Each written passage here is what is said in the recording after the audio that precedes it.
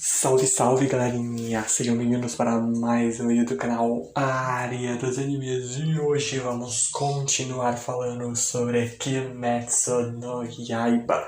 Vamos agora ver como é que foi o começo da luta contra o Lua Superior número 1, Kokushibo. Mas antes de realmente começar o vídeo, eu peço para vocês deixarem o like, se inscreverem no canal, ativarem o sininho das notificações para receberem novos vídeos. Então, bora para o vídeo. Bom, o Kokushibo basicamente acabou se tornando um dos últimos Luas Superiores que está de pé e basicamente é o Lua Superior número 1 que então acaba tendo de confrontar o Muichiro Tokito, o Pilar da Névoa, que basicamente percebe de que dentre todas as outras Luas Superiores que ele já viu, sem sombra de dúvidas, o Kokushibo é o mais diferente. Mesmo sendo Oni, ele ainda tem ali uma aura extremamente digna e majestosa, e ele mesmo percebe de que a espada dele é extremamente distorcida, mas ainda é uma espada, o que significa de que ele provavelmente era, e ele de fato era, um caçador de Onis. E o Tokito, basicamente por puro instinto, ele percebe de que ele não pode baixar a sua guarda nesse momento. Ele começa a se tremer completamente, o corpo dele no fim das contas não quer lutar, e isso nunca sequer aconteceu em algum momento com ele, e isso é só porque o Kokushibo está parado e quieto diante dele. O próprio Kokushibo então se questiona ali o nome do Tokito, que responde ali Muichiro Tokito. E até o Kokushibo se lembra de que o nome Tsugikuni deve ter desaparecido. E esse basicamente era um nome que o Kokushibo tinha quando era humano. Era basicamente o seu sobrenome, o clã Tsugikuni, e ele era o Michikatsu Tsugikuni. E ele questiona isso ao Tokito porque no fim das contas, de alguma forma, o Muichiro é descendente do descendente e assim por diante do Kokushibo. De alguma forma, o Kokushibo vê ele como seu descendente. Só que no fim das contas, isso não significa muita coisa, porque já se passaram vários e vários anos, então o sangue do Kokushibo não corre mais na veia dos seus descendentes. O próprio Muichiro acha isso algo completamente impossível, então ele percebe que o Kokushibo claramente é um usuário da primeira respiração. Já ficando um pouco desesperado, ele decide forçar a si mesmo a ficar calmo, o que surpreende bastante o Kokushibo ver ali o quão abruptamente ele se acalmou, e é basicamente nisso que o Muichiro avança com a sua katana em mãos na direção do Kokushibo, que consegue desviar do ataque sem muitos problemas, vendo aí de que a respiração dele se trata da respiração da névoa, e é algo um tanto quanto interessante. O Tokito basicamente avança mais uma vez na direção do Kokushibo, que no fim das contas desvia mais uma vez e continua percebendo quão habilidoso é o espadachim. Ele só tem apenas 14 anos, mas já tem uma técnica extremamente desenvolvida, e apesar de ele hesitar em alguns momentos de medo, ele ainda assim teve a vontade o suficiente de suprimir o seu medo e atacar o Kokushibo.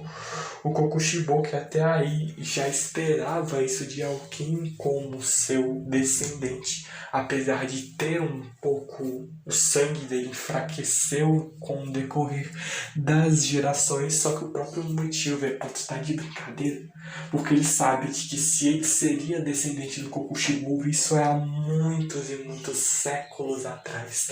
Então não existe mais uma única célula ou gota de sangue do Kokushibo que percorre no corpo do Muichiro, que simplesmente ativa ali a marca do caçador de Oni. O próprio Kokushibo percebe, e é então quando o Tokito decide utilizar ali o sétimo estilo da respiração da névoa, a neblina.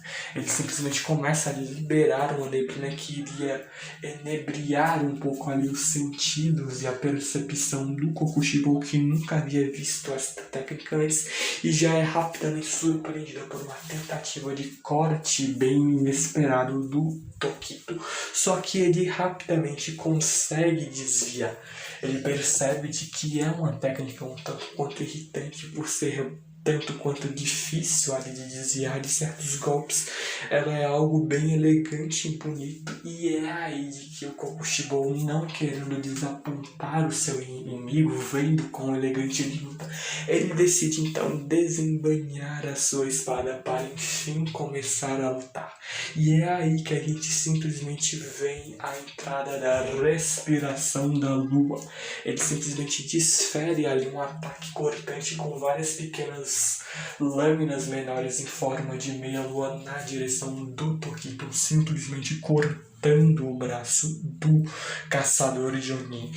O Tokito rapidamente ele consegue ali usar as suas respirações para tentar controlar o fluxo de sangue do seu corpo e rapidamente estancar o sangramento, enquanto vai analisando ainda por cima as técnicas do Kokushibo, vendo ali a respiração da lua. Ele é um Oni que ainda consegue utilizar respirações de um caçador, que mostra o quão fenomenal ele é. Mas ele, mesmo tendo acabado de perder um braço, ainda assim irá seguir em frente, avançando mais uma vez na direção do Kokushibo, que fica surpreso por ele ter acabado de perder uma mão e ainda assim segue em frente. Ele até tenta basicamente acertar o Kokushibo, só que o Kokushibo toma a espada do Tokito e simplesmente finca ela no peito do garoto, prendendo ele basicamente contra uma pilastra, de que irá assim forçar a ele se tornar um Oni para servir ao Muzan. Ele percebe de que por ele ser o seu descendente se torna um fato bem surpreendente e até um pouco comovente, só que ele ainda fala de que não tem nada a temer, mesmo ele estando quase à beira da morte diante do Kokushibo. Ele vai ali dar um jeito de curar o garoto apenas se ele se tornar um Oni. Só que obviamente ele não vai aceitar isso, não mesmo. E é basicamente aí, ele tentando convencer o Tokito a se tornar um Oni, assim ele vai parar o sangramento. Os Onis não são tão frágeis ali quanto humanos, só que ele mesmo fala de que se ele morrer devido ao sangramento, simplesmente significa de que ele não era tão forte assim, e de que morrer de uma forma tão vergonhosa era basicamente o seu destino. E é basicamente aí que nós vemos que o Genya, que é basicamente o irmão mais novo do Shinazugawa, que é o Pilar do Vento, estava escondido aí nessa sala, simplesmente atira na direção do Kokushibo. O Lua Superior número 1 já aparece logo atrás do Caçador de Demônios, surpreendendo ele, nem dando tempo dele tentar qualquer coisa, e rapidamente ele tem o seu braço cortado. Tokito até tenta fazer alguma coisa, mas não consegue se soltar da pilastra em que ele está preso por conta da espada fincada em seu peito. E aí o Genya até tenta cortar ou dar alguma forma de atacar o Kokushibo com a sua espada, mas no fim das contas ele tem outro braço cortado. Mas ele sequer reage ali em desespero, como se fosse morrer, porque o próprio Kokushibo percebe de que o Genya é o caçador de Oni que está comendo demônios e assim temporariamente conseguindo replicar ali a sua regeneração. E é assim que ele consegue sobreviver, mas ele ainda assim, mesmo conseguindo replicar parte dessas habilidades, ainda teria claramente um limite de regeneração.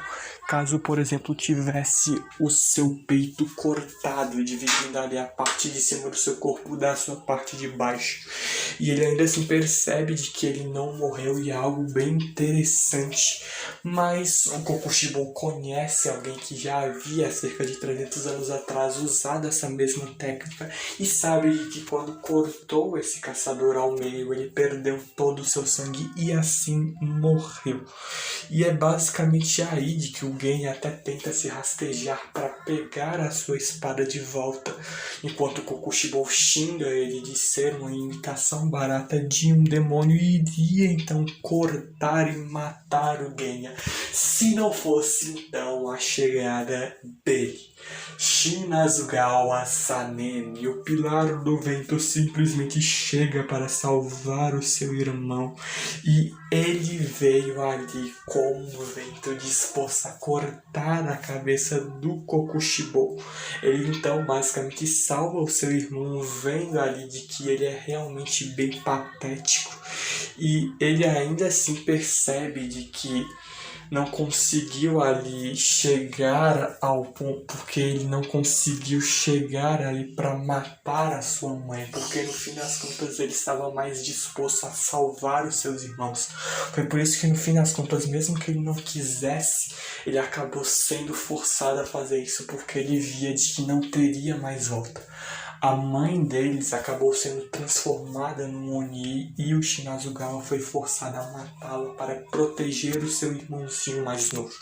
E tudo que ele queria no fim das contas era basicamente de que o Genya nunca se tornasse um caçador de demônios.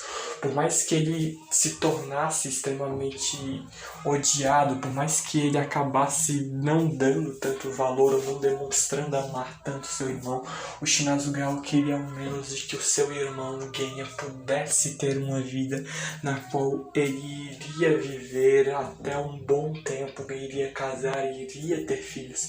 E o próprio Tanjiro já havia falado pro Genya quando ele entendeu ali esse passado dos dois. E até o próprio Shinazugawa fala de que era isso que ele queria. Ele queria que ele fosse feliz tendo a sua própria família, os seus filhos, a sua esposa, pudesse morrer ali mesmo de causas naturais de velhice, vivesse até os seus 80, 90 anos ou até mais. Só que no fim das contas não adiantou de muita coisa.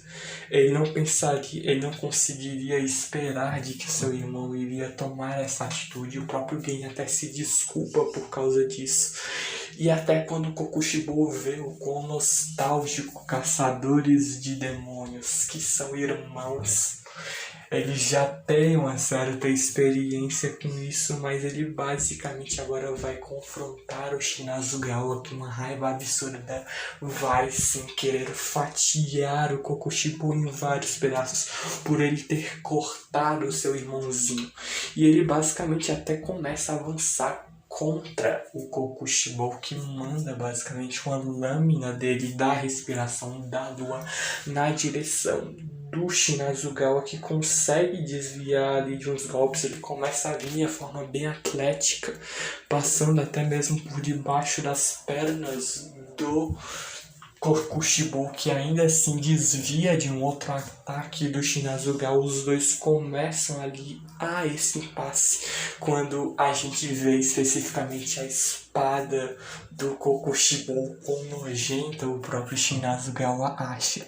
E aí sim o Kokushibo de fato vai começar a levar esta luta de fato a sério. Nós vemos então que o Kokushibo basicamente começa a mandar vários e vários cortes na direção do Shinazugawa, que consegue ali meio que nas últimas bloquear parte dos ataques. Quando as espadas dos dois iriam ali se cruzar, eles começam a troca de cortes, utilizando as suas respectivas respirações, quando o próprio Kokushibo até reconhece o quão habilidoso é o Shinazugawa. O corpo e as habilidades dele estão de fato no seu auge, só que isso não adianta de grande coisa diante do Kokushibo. O próprio Shinazugawa vê de que no fim das contas ele não consegue parar de se arrepiar quando vê as habilidades do Kokushibo, porque são todos golpes cercados por essas pequenas lâminas em forma de meia-lua e não tem tamanho específico ou forma específica, então ele tem que ficar de olho completamente em tudo. E ele mesmo não se admira ter ali visto o Muichiro ter sido derrotado pelo Kokushibo. E ele, no fim das contas, percebe de que golpes que ele já tinha desviado começam a voltar na direção dele. E fora ainda por cima a velocidade insana do Kokushibo, de fato ele está sendo extremamente pressionado. E o Kokushibo parece que no fim das contas ele não está lutando ainda a sério. Por mais que o próprio Shinazugawa perceba de que é um Oni, a lua superior número 1, que ainda por cima é um caçador de Onis. Antigamente era, na verdade, um caçador de Onis. E ainda pode utilizar uma respiração e bota numa respiração extremamente poderosa, que é a respiração da lua. Então, no fim das contas, o cara só consegue ficar cada vez mais e mais forte. E o Shinazugawa ali tentando encontrar uma forma de virar essa situação, dizendo de que está divertida a luta, para não mostrar o quão desesperado por dentro ele está em relação ao confronto com o Kokushibo. Ele até mesmo manda ali, utilizando a sua respiração do vento, várias lâminas na direção do Kokushibo, só que ele acaba bloqueando o golpe e ele então iria mais uma vez, o Shinazugawa iria avançar na direção do Kokushibo, só que o golpe dele é completamente bloqueado, mas ele basicamente consegue agarrar a espada que era do Genya com os dedos dos pés. O cara é absurdamente habilidoso, ele tentaria acertar ali um corte de baixo para cima na direção do Kokushibo, só que ele consegue desviar ali com sua cabeça sem muitos problemas. Depois disso, os dois continuam a troca de cortes, utilizando as suas respirações, quando o Kokushibo se vê um pouco interessado em continuar a luta contra o Shinazugawa, pelo fato de que ele consegue acompanhar tranquilamente as suas técnicas, por mais que ainda assim ele comece a ter cada vez mais e mais dificuldade no decorrer da luta. O próprio Shinazugawa percebe isso, de que a situação dele está sendo cada vez mais e mais pressionada, ao ponto de que ele não pode nem piscar e muito menos errar em questão de um centímetro, de um milímetro sequer. Se ele errar ali na distância da espada dele, ele não vai conseguir bloquear os golpes do Kokushibo, que vai ali pressionando cada vez mais e mais ele. E ele até se lembra de que há muito tempo atrás, em eras atrás, ele havia lutado contra um caçador de demônios, que era ali o Pilar do Vento, e ambos lutaram bastante. Mas no fim das contas, esse cara foi completamente inútil diante do Kokushibo, assim como o próprio Shinazugawa, que acaba tendo seu corpo acertado por várias e várias lâminas da respiração da lua, que são desferidas pelo Kokushibo. Só que o Shinazugawa, por sua vez, por mais que comece a ter vários e vários cortes pelo corpo, ainda demonstra que não vai desistir. O próprio Kokushibo reconhece de que ele aguentou por um bom tempo a sua luta, mas agora de fato acabou para ele. Ou pelo menos é isso que ele esperava, porque é o completo oposto. Ele percebe de que a pulsação dele está aumentando e o Shinazugawa está diretamente ligado a isso. Ele sabe o quão raro é o seu próprio sangue para demônios, porque é como se fosse uma erva de gatos para gatos. Ele simplesmente tem uma habilidade sanguínea única, que o sangue dele de alguma forma consegue enebriar os sentidos dos luas superiores, dos Onis no geral, e ainda mais surpreendente por conseguir funcionar até mesmo no Kokushibo. E ele então avança ali mais uma vez na direção do lua superior número 1. E ele mesmo começa a se lembrar de quando que ele descobriu essa habilidade, o seu sangue era o sangue dele era especial, basicamente depois que ele começou a caçar demônios e depois que a sua mãe virou um Oni, ele percebeu que os movimentos dela começaram a ficar cada vez mais e mais lentos toda vez que ele começava a sangrar.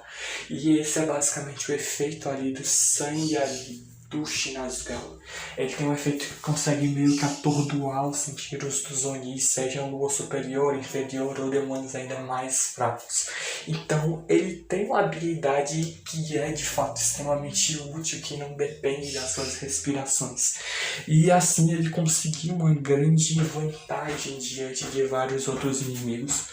No fim das contas ele acabou então percebendo que, infelizmente, por mais que tivesse essa habilidade, por mais que fosse extremamente habilidoso ainda por cima, no fim das contas o mundo ainda era injusto.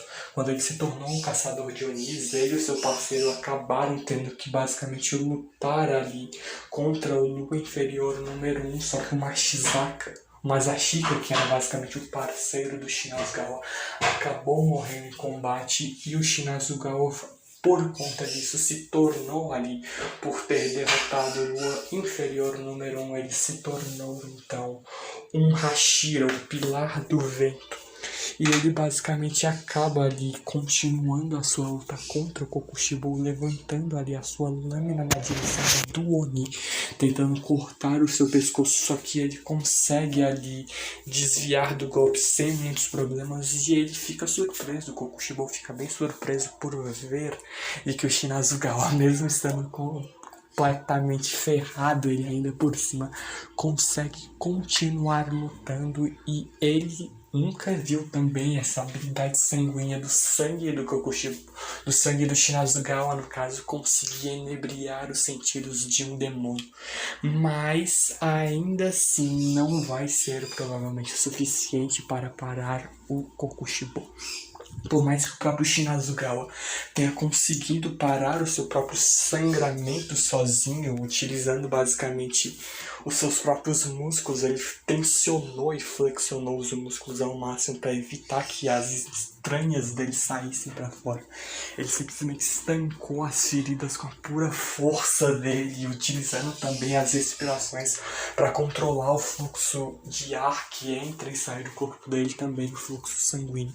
E no fim das contas, graças a isso, ele ainda consegue se lutar ali, consegue se manter de pé nessa luta contra o Kokushibo.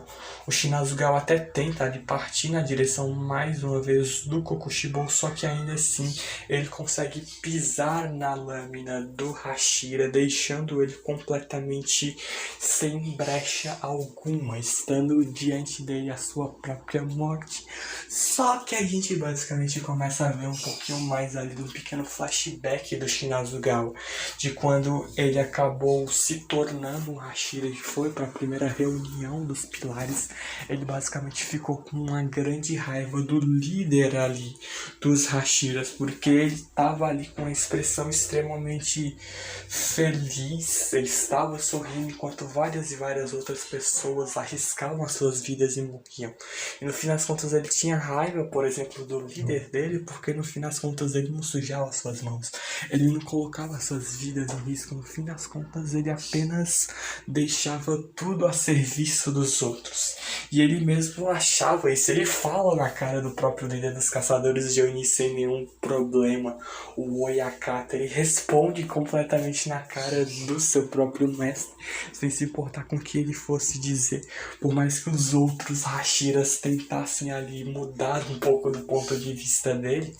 O Himejima até falando de que ele não sabe se dirigir muito bem às pessoas, só que o próprio Oyakata diz de que está tudo bem, ele quer ali ouvir o que o Shinasugawa quer falar, mas a própria Kanai, que na época ainda estava viva, tentando contornar a situação, mas ainda assim, não.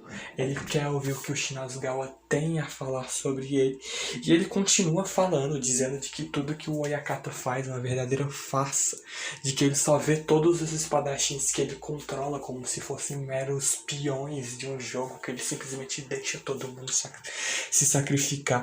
No fim das contas, são todas peças descartáveis para ele, e ele mesmo percebe. Na verdade, não é nem isso. O cara se importa pra caramba com todo mundo, só que ele não é forte o suficiente pra lutar.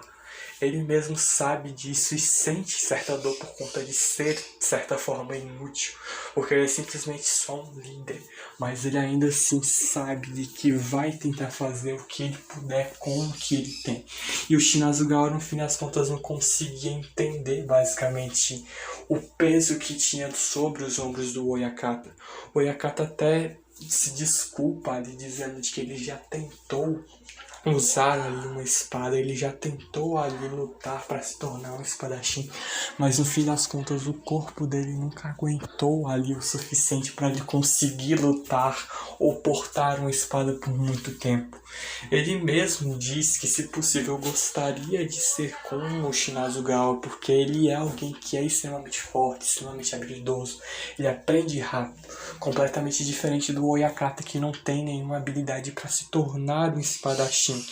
E ele mesmo sabe de que é infelizmente impossível para ele. Ele mesmo pede para que perdoem ele por não conseguir fazer essas coisas.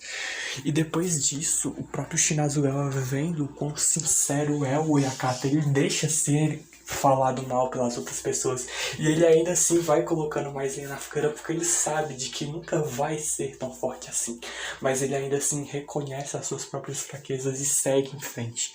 E depois disso, Shinazugawa sequer conseguiu continuar em frente com o que ele estava dizendo ao seu mestre, porque ele seguia ali com a expressão que, mesmo que não fosse uma família de fato com laços sanguíneos, ele respeitava todo mundo como meio que fossem seus filhos. E é basicamente por isso que ele mesmo fala de que, se eles fossem peões descartáveis, ele que seria ainda mais descartável. Porque no fim das contas ele só tá ali pra morrer e só pra servir ali como líder e depois morrer. A vida dele vai ser muito mais curta por conta da doença hereditária que o clã dele tem. Então ele é alguém completamente substituível e descartável. No fim das contas ele já tem até mesmo sucessão, então ele até entende o porquê do Shinazugawa estar dessa forma, tratando ele com certa raiva, porque no fim das contas é a primeira vez que ele tá aí, mas ele vê de que ele se enganou. O Oyakata não é nenhum todo-poderoso, mas todos tratam ele assim, por conta do respeito que ele tem a todo mundo. Por exemplo, ele se lembra tranquilamente do nome de todos os caçadores de Oni que ele já viu, que ele já conheça. E o próprio Shinazugawa fica extremamente surpreso com isso. E ele, no fim das contas, não consegue nem proteger a sua própria vida, e ele pede para que não se preocupem com isso. Existem vidas mais importantes do que a dele. E o Shinazugawa fica cada vez mais e mais admirado ali com o quão respeitoso e o quão inteligente é o Oyakata, ao ponto de que, por exemplo, ele sabe tranquilamente o que aconteceu no passado do Shinazugawa, e não só dele, como de vários outros caçadores de Oni. A própria Kanae diz de que ele memorizou todos os nomes e histórias de todos os caçadores de Oni que morreram enquanto ele era líder. Então o cara, ele é extremamente incrível, mesmo que ele não consiga lutar. E ele, no fim das contas, o próprio Shinazugawa vê como algo impossível. Ele sequer consegue lembrar do nome de todos os seus parceiros, mas pro Oyakata ele consegue sim. Ele pelo menos tenta se esforçar para fazer o que está ao seu alcance. E ele lembra de que todos os caçadores de Oni sempre escrevem seus testamentos bem mais cedo do que a maioria das pessoas, porque eles vão morrer mais cedo do que a maioria das pessoas. Mas ao menos ele fala sobre o testamento do Masashika, que basicamente ele pedia para que o Shinazugawa, mesmo que como seu irmão, tivesse uma vida boa, ele pudesse viver bem mais do que o Masashika viveu. Ele queria sim continuar vivendo, ele queria casar, ter filhos, ele queria viver até ficar velhinho, mas no fim das contas ele não conseguiu. Ele sonhava com um futuro brilhante, que ao menos agora ele sonha para que o Shinazugawa consiga sonhar com isso. Ele quer que alguém conquiste esse sonho por ele, pelo menos alguém que lhe é importante, como o Shinazugawa. E o Shinazugawa, ele sente esse mesmo sentimento pelo Gen. Ele não quer que o Gen se arrisque, ele quer que ele viva uma vida feliz. Mesmo de que ele vá sentir talvez um grande remorso por nunca poder ter ajudado seu irmão mais velho, ele quer que o Gen viva uma vida em paz, sem ter nenhum problema. E no fim das contas, não é só ele que quer que as outras pessoas tenham uma vida assim. E aí, então, que a gente volta basicamente quando o Kokushibo basicamente iria matar o Shinazugawa cortando ele. Só que basicamente a gente vê de que ele consegue sair ali do ataque do Kokushibo nas últimas, quando no fim das contas temos a então chegada do Pilar da Pedra. Gyomei Himejima chega em cena para lutar contra o Kokushibo, mais um pilar.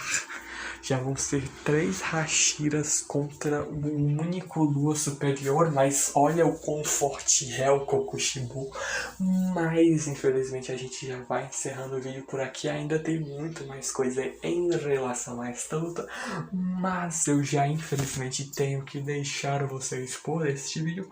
Só que antes do vídeo realmente acabar, eu peço para que vocês deixem o like, se inscrevam no canal, ativem o sininho das notificações para receberem novos vídeos do canal.